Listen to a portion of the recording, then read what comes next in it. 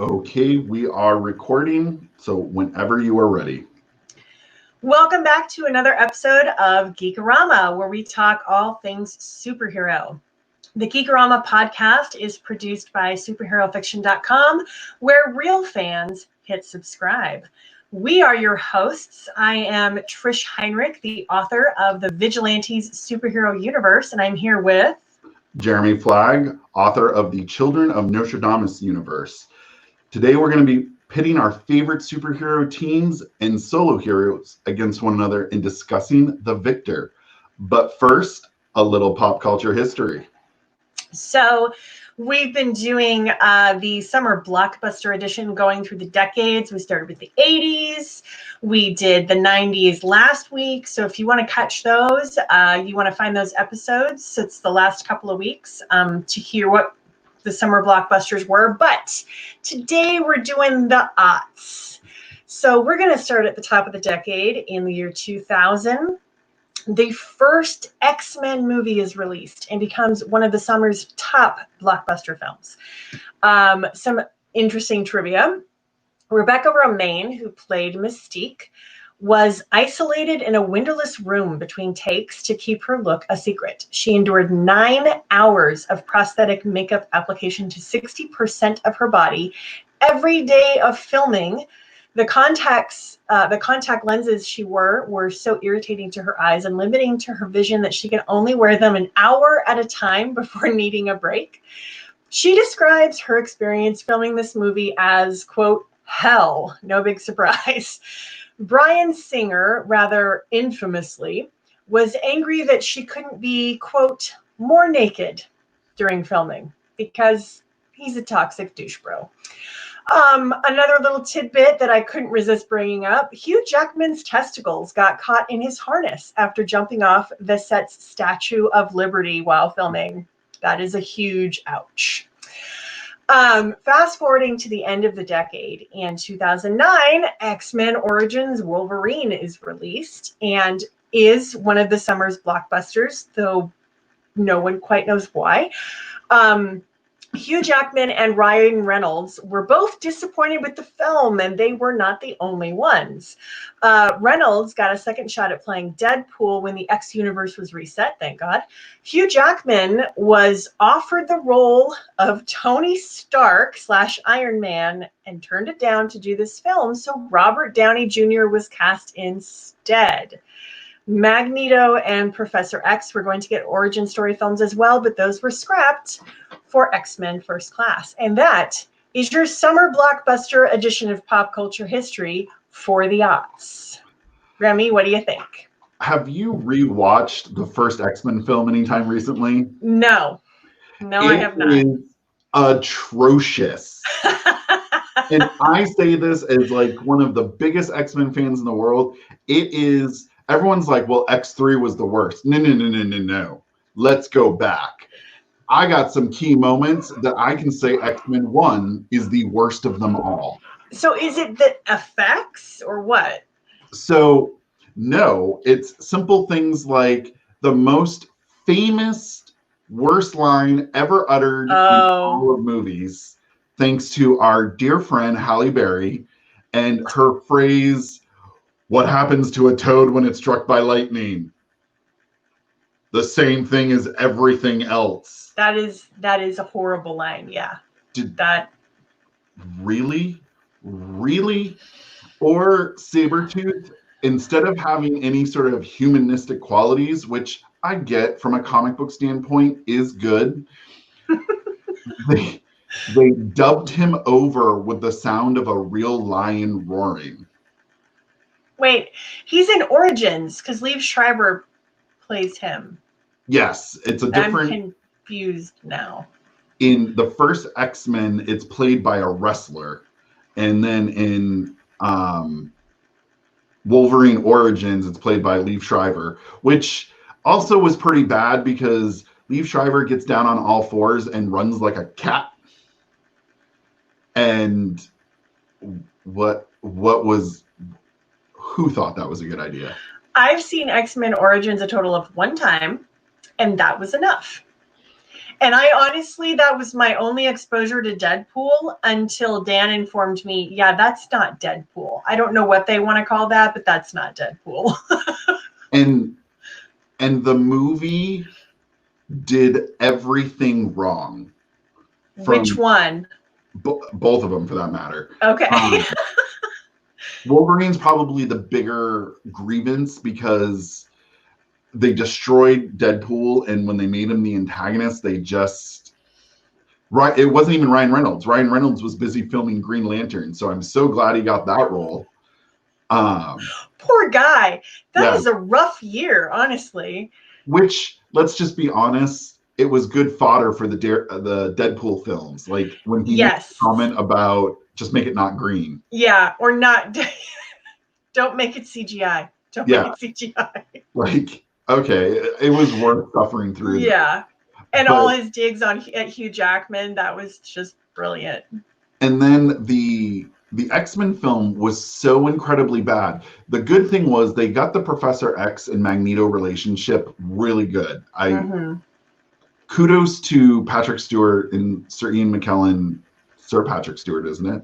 Yes, they're both Sir. They're both Sirs.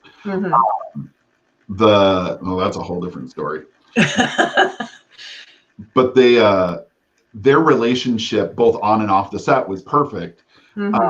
It was when Cyclops, like, let's be a little more brooding, or Dr. Jean Grey. Like, I get it, Jensen. You're 40 years old and you're still in high school. I get why they aged you up. I get it. But then the Rogue storyline, like, that made no sense to me whatsoever. Like, in everything that she's ever been in, they're like, let's just make her the most useless person in the whole. She's there to be everyone else's, like, punching bag. She's the football. Yeah. Basically. And somehow she became I forget the actress's name. It's escaping me, but Anna Paquin. Anna Paquin in that role became such a fan favorite that they completely shoehorn her into Days of Future Past. I'm like, that's ridiculous. And she never even made it into the movie. There's a Rogue cut. Yeah, there's the Rogue cut. Which is stupid. Might as well be the Snyder cut. Exactly. And so it just turned into, and when Anna Paquin, in her early interviews, she was like, yeah, I've never even knew what X-Men were. I never read a comic book before. Go away. I hate you.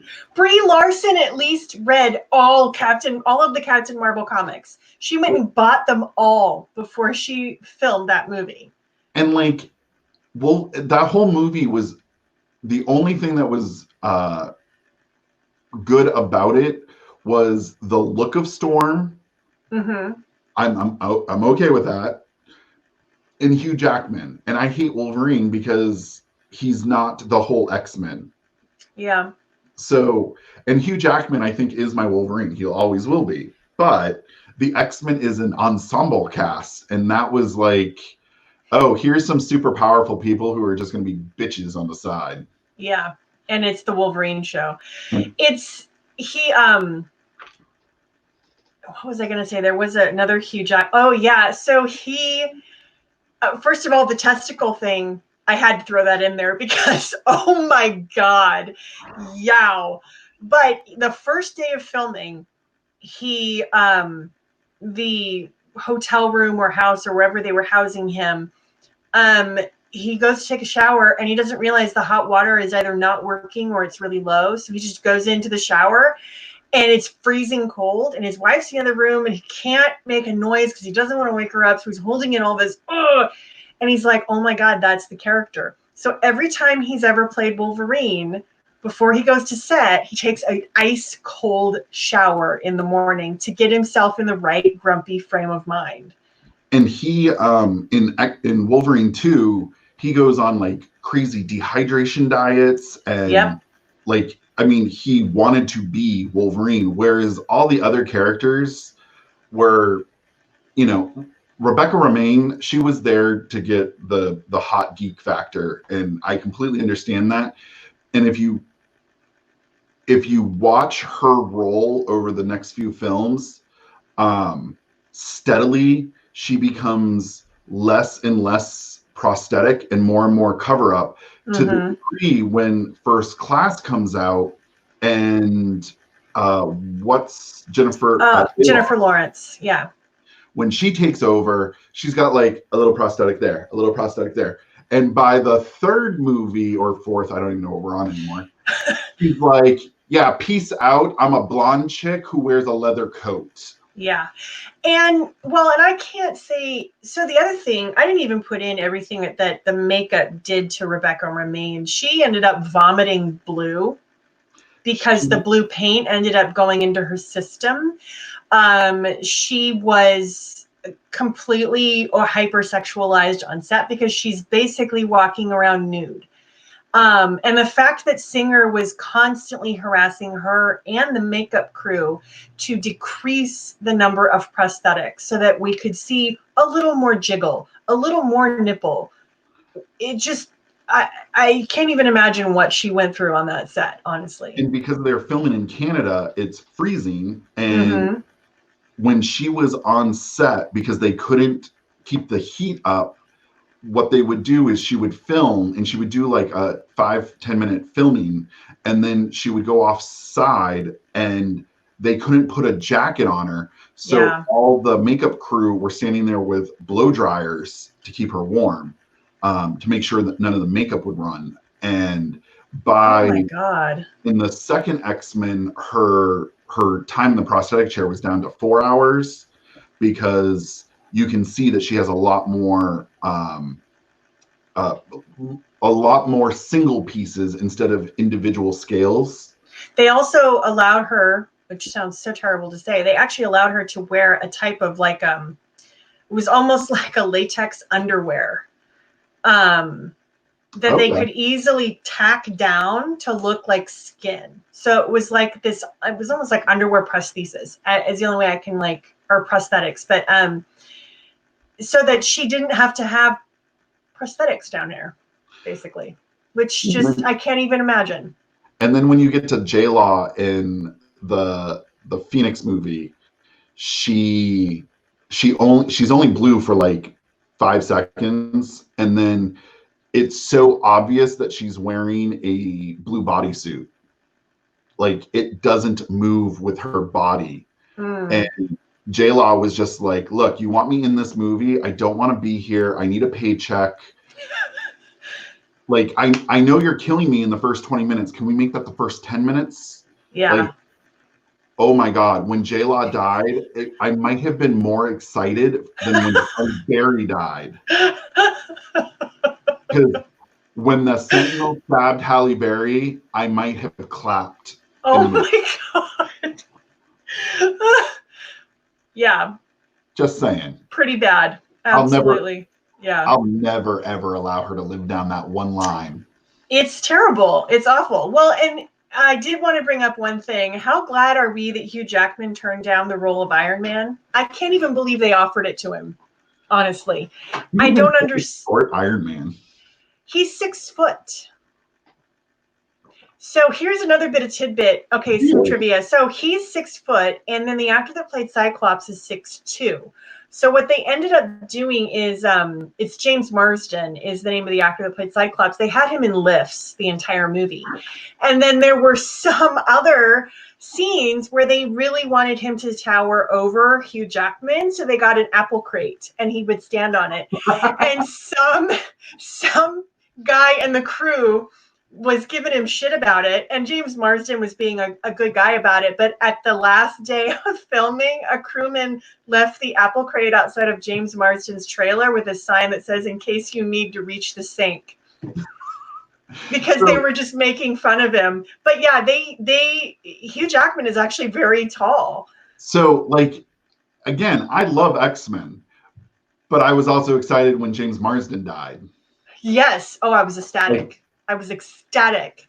Like, I shouldn't be excited. Like, literally all I wanted is a whole movie of Professor X and Magneto playing chess. That's it. Which they didn't know how to play. They had to have someone teach them between scenes how to play chess because they didn't know how. Oh my God, that's pretty bad. It is. So, I mean, actually, and if you're listening and you're like, I want more trivia, all of this is on IMDb. Go to IMDb, look up the original X-Men movie that was released in the year 2000, and there's a ton of trivia on there. It's really fascinating. X-Men Origins, slightly less interesting trivia, but there is some other interesting tidbits on there as well. Train wrecks of movies. Train wrecks is my favorite franchise possible. They are the most fun to talk about. We should have an episode about our favorite train wrecks. That's what we should have. I have a lot of them. I do too. I love a lot of bad things. Yeah, I have to admit. Perfect segue. It is a perfect segue. What have you been geeking out about this week? So, keeping up my tradition of being the late to the party geek, Avatar: The Last Airbender. I'm finally watching the show after how many years of it being off the air. But I gotta say, for being branded a kids cartoon because it's a Nickelodeon show, it has some of the most incredible deep storytelling. It really does. And the world building is incredible. The voice acting is great. I am in love with it. And I had watched a couple of seasons of Legend of Korra, which I did like, but my kids lost interest, and so I didn't keep up with it. But this one, my husband and I just put it on kind of as a whim after seeing an episode of Trope Talk where they were talking about villains, and they brought up Zuko, who's the prince of the Fire Nation. And we were both really intrigued. So we find it on Netflix, and I'm all prepared to be like, oh, it's a kid's show. And no, like, it's one of those shows that my kids could totally watch it and they would love it. But I'm watching it and I'm like, holy crap, this is amazing. This character development. And oh my God. And like, I'm totally invested into this. I can't wait. I might even go get the comic books because apparently like there's an entire 2 more seasons of comic books. So I'm like, I might have to buy those. So I'm loving it. If you want something in the bad category, go watch the movie. No, I will not. They whitewash the characters. I refuse. I refuse. That movie doesn't even make train wreck status. It is, wow. It was so reviled by fans. I wasn't even watching it at the time it came out, and fans were just, I mean, it was deep outcry. So in my classroom, I'll always say, man, I really loved Avatar. And without a doubt, every student will raise their hand, blue people or Fire Nation. And I was like, blue people. Okay. They're willing to let that one slide. But heaven forbid I say I like the live action movie. Yeah, I'm not even gonna, because Dan pulls it up. He like loves looking at the IMDb stuff. And he pulls up the cast of the movie and he's like, look at this. And I was like, what is this? He's like, that's the cast of the Avatar movie. I was like, shut up. They totally whitewashed the thing. And that's one of the things I love about the show Avatar is it's so diverse. It's amazing. Plot-wise, it's horrible. Storyline, it's pretty horrible. Character, horrible. Acting, horrible. The sets are beautiful. And that's all I can say. Oh, God, that's tragic. Pretty bad. Well, and I love, because the girls have started watching it during their TV time, but they watch it on their Netflix profile. So Dan and I have like a season ahead of them. But the thing that Rosalind, my oldest, is constantly saying is, it's so cool because Aang's going to become a girl. And at first I was like, what is she talking about? I'm like, oh, yeah, Aang gets reincarnated into Korra. And so that's what she's saying. She's like, Aang is the coolest because he was a girl and he's going to be a girl. And then Kara's like, yeah, and Katara's better than all of them. And she's not even an avatar. So it's just great listening to them talk and be so excited. It makes me enjoy it more, actually. I love that your daughters fight over geek. Oh, yeah. Oh, totally invested. Like they had a whole deep conversation about Pokemon and which Pokemon you should get as an early trainer. And like, so it can grow with you and develop with you and like cute versus not cute, like poison versus earth type, you know? And I'm just like, I can't even keep up with you two right now. Like I know none of this. Charizard. Always Charizard. Kara loves Charizard, but she likes They're real cute types too. Anyway, I don't know any of this, honestly. What are you geeking out about? So I have been watching a lot of weird indie films lately. Just there's not a lot of new releases coming out, so you're kind of looking for things that maybe like did the indie circuit and did well. And so I watched, I'm not going to go into it in depth, but I watched Porno, and it is exactly what you think it is. Okay. A bunch of Christian teens in a footloose-like town watch a porno that unleashes a sex demon. And I'm going to say, I laughed pretty hard. Are you kidding me right now? I also have to say, gore doesn't bother me one bit. And there was a scene in this that I had to look away. I was so uncomfortable, and also involved spectacles. So that's apparently the theme for this time. Wow, two different segments. Yeah. Wow, referencing. I'm impressed with us today.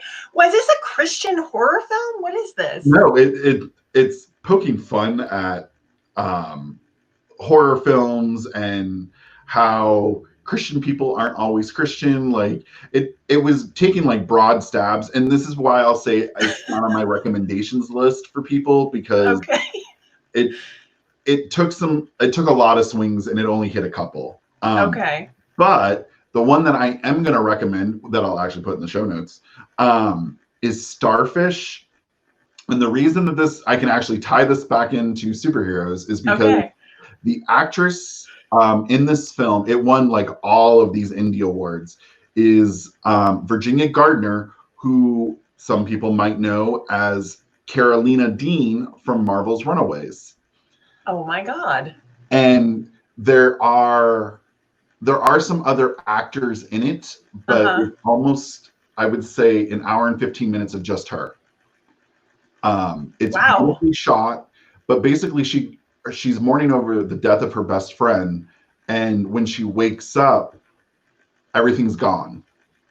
And there's only a couple people left, and they talk through radios, and it's basically her trying to solve this Lovecraftian portal open that's letting in monsters. Oh wow. And it's good. I'm not going to say that you've got to be willing to be in a very slow film, but the ending, like I had to turn to my friends and say, is this what just happened? And they're like, wow, yeah. So oh my God. It's open for a lot of interpretation, but there's like a key twist at the end that just made me go, did not see that coming.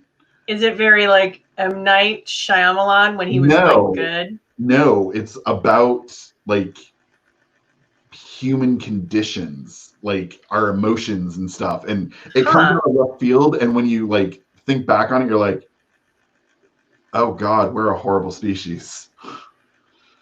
Those kinds of movies, like I love them, but they also disturb me and they stay with me for a really long time. Thankfully, it's not like this super emotional invested, like I'm still thinking about it today, but it's not like it's taking headspace and it's not down. So but it has someone from a Marvel show, so I'm gonna say go see it.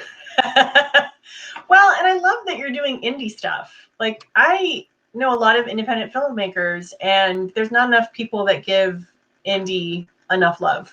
So good on you. I love it. Unfortunately, what I have discovered is for indie films, I can't. It's based on a manga, something giants. Isolate Giants. I'm getting it wrong, but it was another indie film about a girl who is fighting giants. Like she's trying to save her town from giants, and oh my God. It's adorable and sad. Like you walk out, like it's instant depression. Oh God. And what I am noticing about indie films is either they get really horrific or they get super sad. Like those are the emotions. Yeah. They might be the literary fiction of the film world, honestly. My friend is constantly like, oh, you should read this. And I'm like, do they all die at the end? So I'm like, I don't want to read another book where they all die at the end. Well, if you want something where most of the people live, you can watch porno. I'm going to pass. I'm going to pass. For a select crowd, I'll say. So do you want to get into the deep dive? I do. I think we have a fun one this week. Okay, so this was partly a fluke. How we came up with this is we were talking about teens versus the lone wolves, and then we were like, what are we actually going to talk about for them? We had a good list, and we're like, what do we want to say? So what we decided to do is we decided to pair them up and do versus battles and see who comes out on top. So we're going to go through the list, and we're expecting you to argue with us a lot. So we know we're inviting some hate here. We welcome it. We not hate necessarily, but like conversation. Bring it on. Okay, so we're going to do teams teams first, and then we'll do the lone wolves, because weirdly the lone wolves is a little bit harder. It is. Because there's not a lot of superheroes that have solo titles that we read. So, okay, so we're going to start with what I think is an easy one, and we all know where I'm going. So it's going to be Guardians of the Galaxy versus X-Men. So since we talked about X-Men earlier, let's make it even easier than comic books. Let's do Guardians of the Galaxy, the movie. Okay. First movie versus first movie of X-Men. Okay, the Guardians win. Honestly, they would. Would they though? Yeah, I totally think so. They have this. Okay, let's think about this. So that because they have what's the name of the ship? It's not the Lisa Marie, but it's not. What is the Alyssa Milano? They have the Alyssa Milano. That's the ship, which I so adore that he named it for her from Who's the Boss. That's just like I'm watching her on one of those fashion shows right now. Are you really? Yeah. So they have the Alyssa Milano, so they could come in aerial wise and shoot them down. X-Men have the Blackbird. They do, but I don't know. Because we also have, okay, let's see. We got Drax. Rocket is just completely insane. So he's just going to come in and tear everything up. So if this is going to be those two movies, I think, there's almost person per person. Yeah. So if you did, okay, let's boil it down even more. Let's say if we do Quill versus Cyclops, who's going to win? Quill, because he's willing to play dirty, and Cyclops isn't. Good call. I'll give you that one. Cyclops wins because loses because he's a goody two shoes. Yeah. How about who would Rocket? Who would Rocket come up? Rocket and Wolverine? No. It would be Rocket versus Rogue. Yeah, Rocket. I'll Rocket. give you that. Yeah. So it would be Jean Grey versus Gamora. I think it would be Wolverine versus Gamora. Oh, yes. Oh, I actually think it would probably be Gamora and Drax versus Wolverine. I think he's my ace in the hole, basically. Well, and who faces Jean? Would that leave Groot? I could see a Groot versus Jean battle. That would be. How would that even work? No, I want Rocket to take out Rogue because she's useless and she just dies instantly.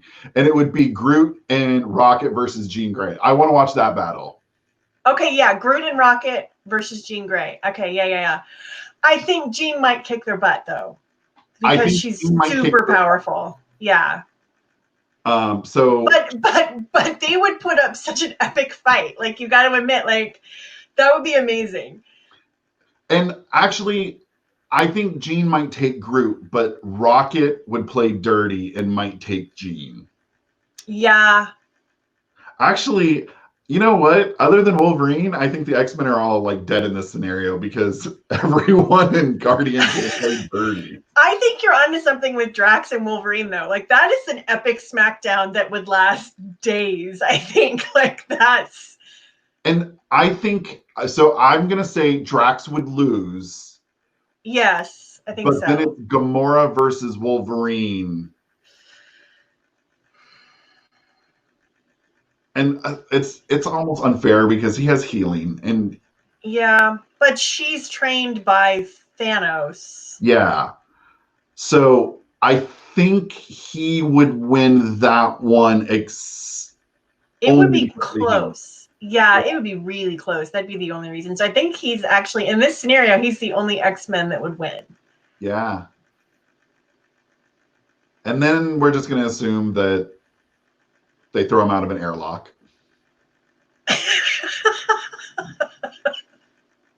It would be Rocket. Rocket would push the button. He would totally push the button. Yes. Yes. After taking Scott's glasses, because he has to have a souvenir. Yes. I'm trying to think, what is he stealing from them? But that would be a good one. Yeah. Yeah, I think the only thing that might give the X-Men the win would be Xavier himself. But well, what about Storm? Oh. She could tip the balance.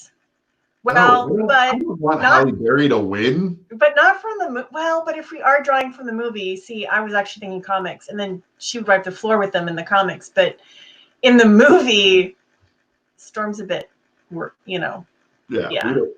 Never mind. I take it back. You know what? I think if we did Storm versus Drax.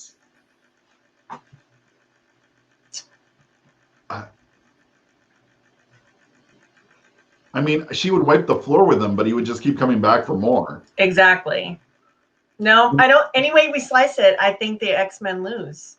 Yeah, I think ultimately you have it because they would play dirty. Oh, yeah. But it would be a great soundtrack. It would be a great soundtrack. I'd be hands all down. Okay, so Guardians. So Guardians, the winner. I think we have a winner because they played dirty. All right, so the next one is actually the one I don't know if I have a clear-cut winner. So we're gonna do the animated for this one. Okay. Young Justice versus Justice League. Ooh. The thing about this is you basically have a 1-to-1 on each team. Yeah. You have Aqualad and Aquaman, and it also depends on what season of Young Justice we're talking about, because they get older and more secure in their powers and more skilled, honestly, and the further they go. Take out Superman and Superboy just because. Okay, yeah. That you can't have them in a fight. No. You have is it Wonder Girl? Wonder Girl's really not in it at all. She's there in season 2, but not for very much of it. Season 2 has a really good female cast. Season 2 has Batgirl, Wonder Girl, Ms. Martian, Zatara. Oh yeah. Or Zatanna, excuse me. You've got Bumblebee. It's a huge lineup. Honestly, it depends on what season of Young Justice you want to do. I'm going to have to go with Young Justice. And I'm not saying if they were going to duke it out in a fight. I'm using this as a which one would I rather. Okay. Because I think because Young Justices are all the junior versions of Justice League. Mm-hmm. Your pretty much members are going to win in a fight. Though though that was actually the plot. Yes, that was the season finale of season 1, and they actually did win. They kicked some ass. So, I mean, I'm not going to say they're going to win all the time, but I think they could win. Well, I think it's a similar case with Guardians. So the older team, the senior team, that sounds bad, but they have a okay. Well, in the cartoon, even they have a bit more of a like a moral. Not the Young Justice doesn't have a moral compass, but there's much more of a very static, firm. This is who we are. This is what we do. This is what we don't do. And Young Justice, they were more willing to kind of play with blurred lines with that, and that's why they beat them when they were possessed by the alien things on the back of their necks. And that's why I would rather watch Young Justice, is because they're teenagers. They make mistakes, but sometimes that immaturity allowed them to make decisions that were more on the fly. Yeah, they adapted better, and they, like I said, they also played within blurred lines a lot better. And Batman even makes a comment about that. It's like, you guys are able to do things and go places that we aren't. So I think they would. I think it's not just a matter of I would rather. I actually think they would. Yeah, I think. Don't get me wrong, there are going to be situations, because Batman kills everyone all the time and Superman's indestructible. But I think given certain situations, I think Justice League would get their butts kicked. I do too. Absolutely. So, and let's just be honest, Young Justice was way better of a cartoon. So good. Oh my God. There's no word that I've heard, at least not that I've heard, about a season 4, and I'm very disappointed. Season 3 kind of, it was good, but not as good. Yeah, there was a little, yeah, something was missing. Okay, so here's the one that Avengers versus Fantastic Four.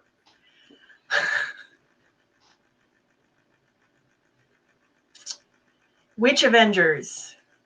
Let's go with original, just because otherwise there's two people.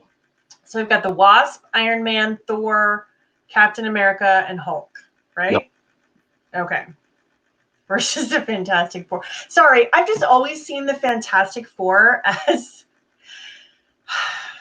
the wimpy Cool Whip of Marvel teams. I'm sorry for all you Fantastic Four fans out there, but I just don't see the appeal.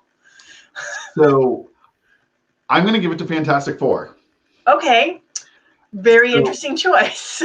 So my reasoning is Hulk and Ben Grimm would duke it out for a while, and then eventually Hulk would probably win. Tony Stark has his gadgets. Yeah.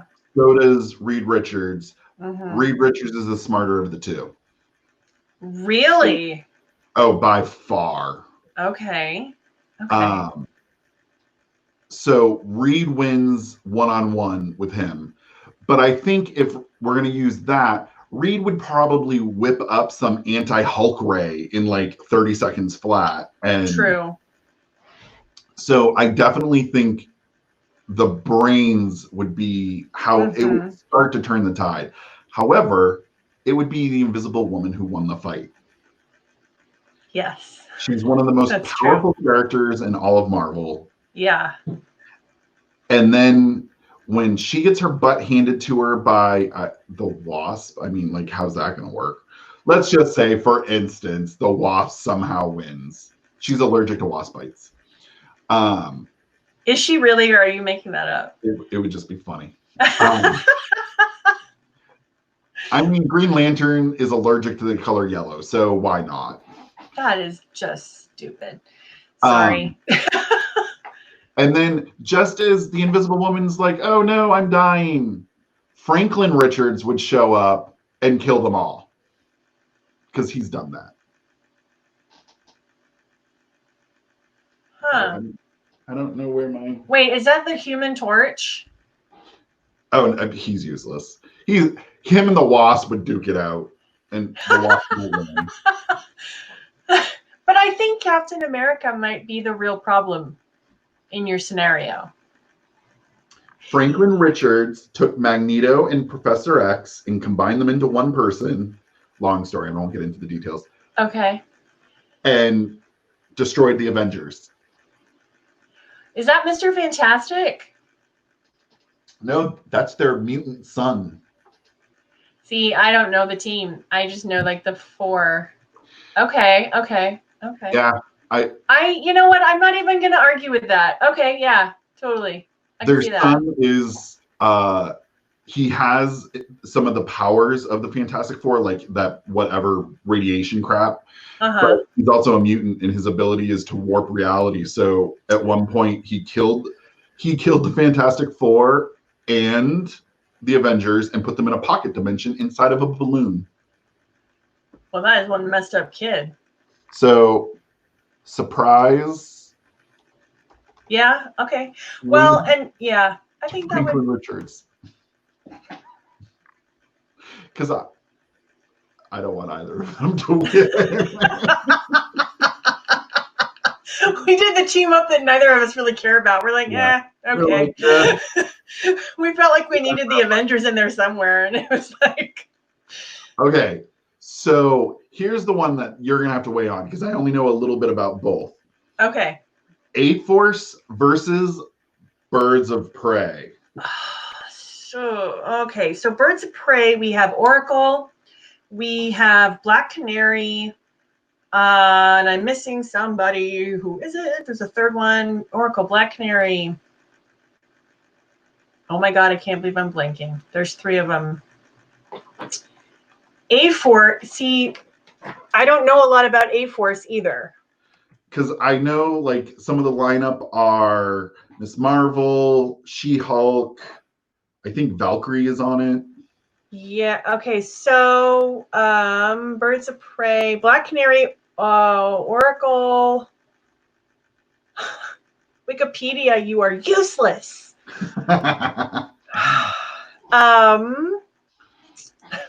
Main characters, here we go. Huntress. Okay, so it's Oracle, Black Canary, Huntress, and Lady Blackhawk. I don't think that's a competition. Well, for A-Force, because A-Force has gods and cosmic beings on. Yeah, I think we might have really This is man, oh, we were wow. We're gonna get Birds of Prey in there. Well, yeah, it's kind of like the Avengers. Everybody that's a female character has been in A-Force. I'm looking at She-Hulk, Spider-Woman, Scarlet Witch, Jean Grey, Rogue, Storm, the Wasp, Medusa, Dazzler. Okay, yeah, that's not fair. Okay, let's call it. Let's give Birds of Prey a fighting chance. How about Birds of Prey versus X-Men?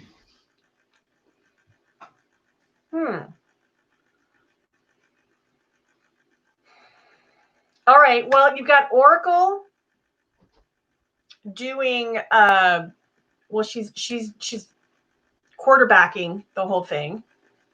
So then it would calling be shots. Professor X would be the quarterback for the X-Men. That's a tough one though, because I know he's got like psychic powers, but it's Oracle. Yeah, but yeah, she's got radio communicators, basically the same thing. Yeah, and there's like in the comics, she's still keeping in shape. In fact, there's images of her doing chin-ups with her wheelchair strapped to her lower body. So it's like I love that image. I do too. I think if you just go from a quarterback standpoint, I would think she would be the better tactician. Yes, agreed. Because she's trained by Batman. So then I think it would be Huntress.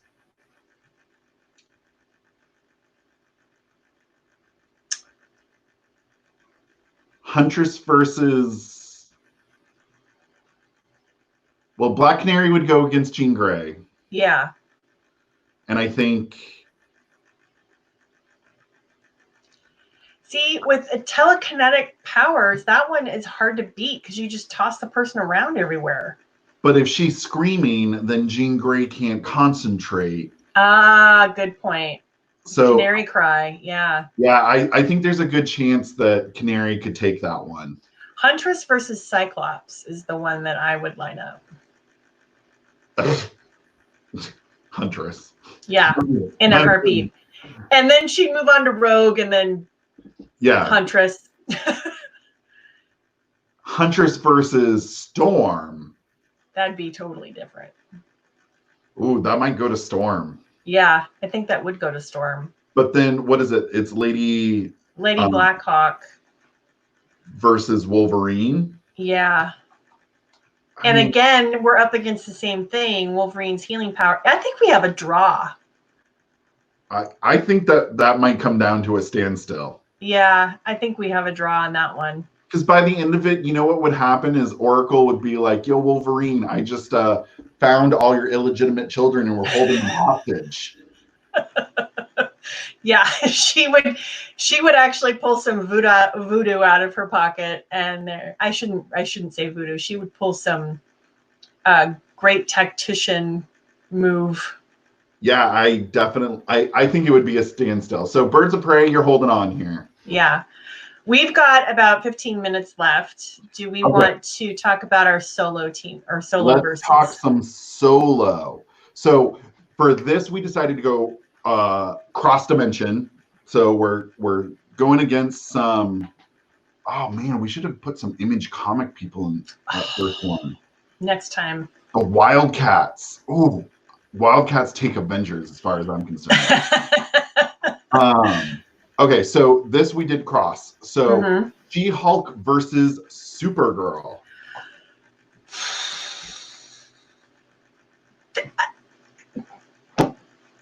I don't know. Honestly, I have no idea. So I think from a punching standpoint, I think they're on the same Absolutely, yeah. But I think it would be Supergirl's additional abilities that would make the difference. Well, the laser eyes, though, like with the Hulk type of skin, it's virtually impenetrable. So the lasers probably wouldn't do so much, but the freezing breath, I think, is where it would get her. And possibly the flying, because when in doubt, just pick them up and take them to space. That's my answer to everything. Well, yeah, that is a good point. So I think I'm going to have to give this one to Supergirl. Yeah, I think I would agree with you, but just barely. Just barely. Hulk she's gonna get her punches in. Oh yeah. Okay, this is the one that I really just don't know. Okay. Wonder Woman versus Miss Marvel. They are literally the two strongest women in their respective universes. Because even if Miss Marvel was cosmic powering down on her, she's got the cuffs and the shield, and she's a goddess. I don't know. Yeah. Well, okay, so who would be willing to use less conventional methods? Like who would be willing to play dirty in this one?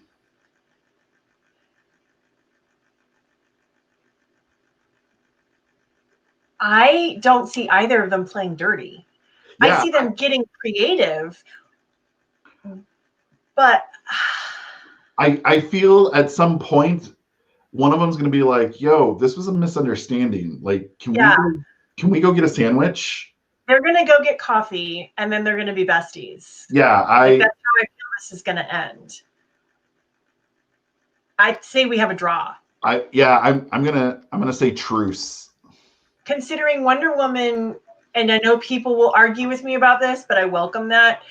I believe Wonder Woman is more powerful than Superman in the DC universe, and Captain Marvel is certainly, like, if not she is one of the top two most powerful heroes in the Marvel universe. So yeah, this is and they're both very pro, like, working things out. Violence is not the first thing they want to go to. They want to work it out. They want to have communication and sisterhood, and even if duking punches, I think that they're on par. And then one's got cosmic power, but she's got the bracelets, and then it might the come down shield. to the lasso. Yeah. So I think Wonder Woman is starting to lose the fight. She uses the lasso, finds out it's a misunderstanding. They get coffee. They get coffee. Yeah. And that's a lot of property damage. Oh, it's a shit ton. Okay. This is I don't have an answer for this one. Black Widow versus Batwoman. Why do we do this to ourselves? But I mean, these are the head-to-heads I would want to see, though, if I'm being honest. Batgirl versus Black Widow. Okay, they both have kind of stealthy methods. They both are willing to fight dirty. They both have gadgets of a sort. Like Black Widow is more like knives and stuff, but doesn't she also use smoke bombs? Yeah, I mean, she's got a little bit of all that assassin stuff. Okay, so they both have gadgets. I think Black Widow's probably the better fighter, but Batwoman's the better gadgets. Yes, and I think Black Widow is only slightly more willing to play dirty. Like, she would play dirty in ways that I don't think Batgirl would like know about or be willing to do. Does that make sense? Yeah, I'm going to give this to Black Widow because just when Batwoman is about to claim victory, Batwoman or Black Widow whispers in her ear, "I killed your whole family," and then she wins. Yeah. Or she just Yeah. Well, and also her assassin training is like the elite of the elite of the elite assassin training. So I'm sure there's a nerve somewhere she would hit and like. But can I just tell you that I think the world would be very okay with a Scarlett Johansson versus Ruby Rose just whole movie? Yes. Yes, we would. I would watch that. I would watch that, especially if halfway through they teamed up because they realized they were being manipulated. God, why can't we have that? Okay. Okay. The last one is, so we really just wanted Harley Quinn in here because we've talked about her on the show before, and we couldn't really come up with a decent counter for her. So if you have a better one, by all means, drop her in. But we decided to put her versus Emma Frost of the X-Men because I'm a geek of X-Men. But here is where I'm going to change it a little bit. Okay. Because Emma Frost, she can't really be beaten in a physical confrontation because she has telepathy, that she turns into diamonds. So the fight. So I'm going to be a little bit chauvinistic, and if we're going to win, so Emma Frost and Harlequin are going to be our ringside women. Okay. Who's going to get more cheers? Yeah, I'm going completely Babbitt on this one. I'll admit it. Yeah, that is a bit on the misogynistic side. But it's an interesting question. I want to say Harley Quinn. I think I'm going to go Harley Quinn, and not even for the sexy.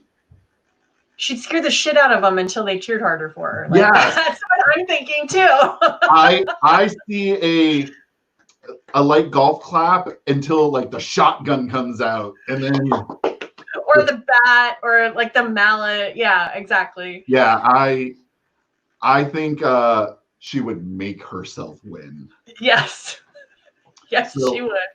And sorry, Emma Frost, while I will defend you in the comic books, you were played by January Jones, and that pretty much just ended it. Yeah, I heard the perfect description of January Jones once when she was in Mad Men. Somebody called her the Mad Men acting placebo. And I thought it was kind of brilliant. She is really good at playing confused, but I'm not entirely sure that's acting. Yeah. I don't know. I was actually very mystified why they cast her as Emma Frost. Oh, I was not. Well, I mean, her great body notwithstanding, And if they were going to use the great body, they covered up the thing that they wanted. So my memory is that she was in skimpy stuff that entire movie. Yep. But not Emma Frost level skimpy. Oh. The comic book I'm reading right now, the cape she wears is the bra, and it there's full under boob. Wow. I love Emma Frost because she is a raging bitch. She knows it. Hey, she owns it. I can applaud that, honestly. And she knows that she's a weirdly self-aware that she is seen with the male gaze, and she weaponizes it. That's kind of brilliant. I don't think it was because it was smart writing, but bravo to the character taking over. Yes. Okay. Well, I think that's our list. So we have Guardians, we have Young Justice, we have Franklin Richards killing everyone. We have A-Force, sorry, Birds of Prey, we tried. We have Supergirl, we have Wonder Woman, Miss Marvel Truce, we have a Black Widow win, and a Harlequin for the most entertaining side show. Ring Girl. I'll call it a Ring Girl. What? I don't know what that's called. Yeah, anyway. Hype Girl. So, if you disagree with any of them, please let us know. I'm curious to know how poorly we did at this. Because weirdly enough, some of these people have gotten some good matchups in comic books. Unfortunately, we won't see a whole lot of DC Marvel crossovers anytime soon. So we have to rely on the horrible one from the 90s. It was bad. It was bad. Where Wolverine and Batman become one in a hybrid. Storm becomes Thor.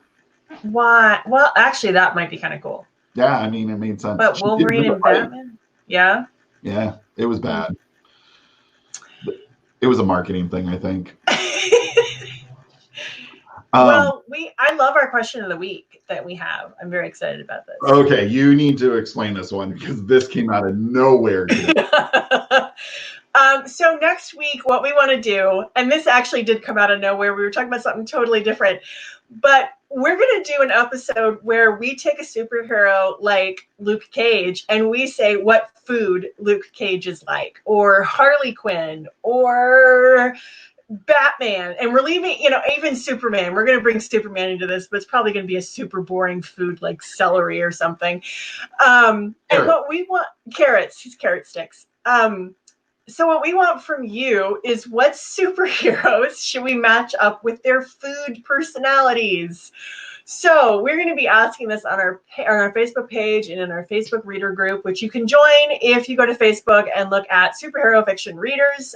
You can join the reader group, or just shoot us an email or make a comment on the YouTube channel and let us know what superheroes do you want us to match up with their food personalities. Give us some good ones. That is it. So make sure you stop by superhero-fiction.com. There are over 400 superhero books there for you to peruse, read, every subgenre that you can think of. And you can find us on Facebook, Twitter, and you can find both me and Trish on Facebook.